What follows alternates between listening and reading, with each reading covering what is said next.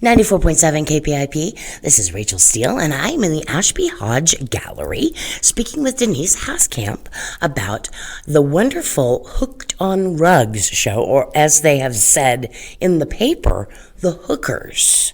Now, I'm assuming that that's just to get people in the door to see what the hookers really means, in part.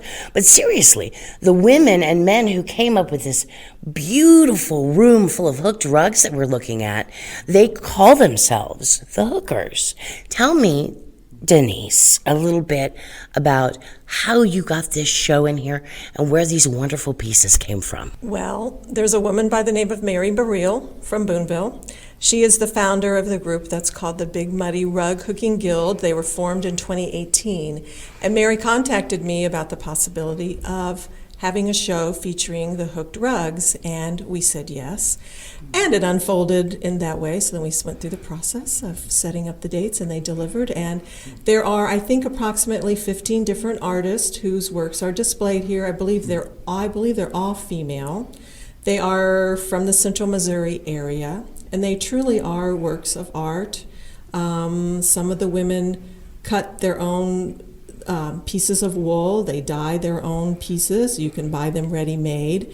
We have a wide variety of the rugs. Some are of skunks. Others they're all on the wall. We have one, a footstool. There are some themes of pumpkins. There's flowers and birds and animals. And so they really are lovely, and this is an art form that started around the 1840s and began to be very collectible.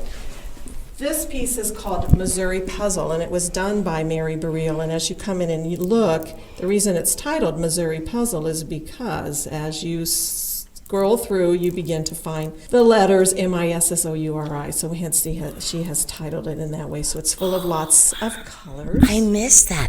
It's beautiful. We've got a picture of it. I'll try and put it up while we're talking about it. But it's got these beautiful spirals in it. And I see it.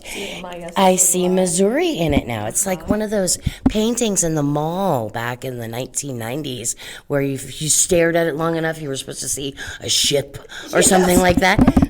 You know, they were so annoying. I never saw the ship. I don't know what that says for my creativity, but now I do see the Missouri. So, that's a fun one to talk I don't about. feel like such an outcast now. And she's got other pieces in here along. One is a beautiful white cat. I love that one. There's lions and tigers and bears. Oh my! No, there's lions. There's dogs. There's a bunny rabbit over there, a couple of deer with sporting some real fine horns, actually. And now this one I like here is called The Gossips.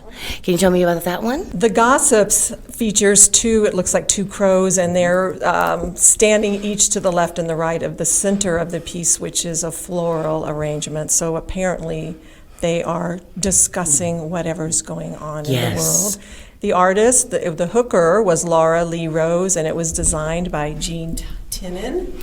And one thing that's important to note is that to give recognition to the hooker and the person who did the designing. One of my favorites here is, this is on burlap. This is another one by Mary Burrell. This is actually the backing, and it's from around 1880, and it's from the Edward Sands Frost Company of Maine. And so what this is when you come in, you can see there is a beautiful floral stencil design on what does appear to be burlap, and it's titled at the bottom, E.S. Frost and Company, Biddeford, Maine. And this is an example of the pattern that you could buy, or that women would stencil onto available resources that they had, like burlap.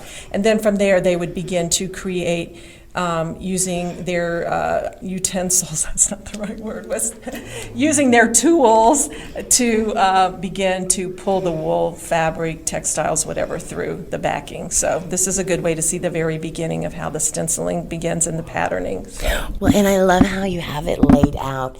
It really does feel like an autumn show, doesn't it? It is, because all of the colors are very much those kind of burnished colors, the And autumns, the pumpkins, There's the pumpkins. acorns. Yeah. You've got two ones that have pumpkins on them, and one of these over here, it says Ichabod, and it's about the legend of Sleepy Hollow. It was inspired by that, and I like that one best. But you even have a footstool here. Now, how could you ever use this beautiful footstool as a footstool? I mean, I would put it in a cabinet or something, and definitely keep my cats way, way away from it. Can you describe this a little bit for our listeners? Well, that's a difficult challenge, but it truly is beautiful. It's just about 2 feet in length and width, and about 2 feet tall. And it's Paisley footstool. It's 22 by 18 by 13. It was designed and hooked by Diane Furman. And it truly is a work of art, although I believe Diane said, they don't use it as a footstool. It is used to really be on display, but as a museum piece. Yeah. Oh, it's absolutely it's the only beautiful. one we have here in the exhibit in the show, so it's very unique in that way. And I also want to point out that this is the first time, our gallery is the first time that a rug hooking exhibit in the state of Missouri has been exhibited, so we're very proud of that. So. Absolutely. Hooked on Rugs at the Ashby Hodge Gallery of Art in the Classic Hall building. Gotta come see it. What are your hours again? Tuesday, Wednesday, Thursday, Sundays from 1:30 to 4:30. And groups by reservation. Correct. Thank you so much, Denise. I appreciate it. We're going to move on to Joe Geist in just a minute, but let me let you know you are listening to Local Voices on 94.7 KPIP.